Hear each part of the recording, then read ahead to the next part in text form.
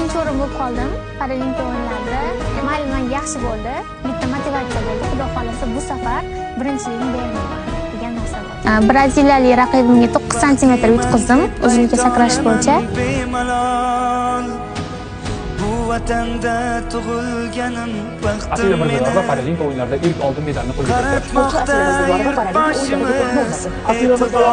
Mirziyoyeva bilinmayin ketdi eski dardim meni baxtli kunlarni kutdim nuqsonimni unutdim bu yurt menga yordam berdi boshimni baland tutdim imkoniyatlar berding mehr muhabbat berding men seni sevganimdan sen meni ko'proq sevding bu vatanda hech kim.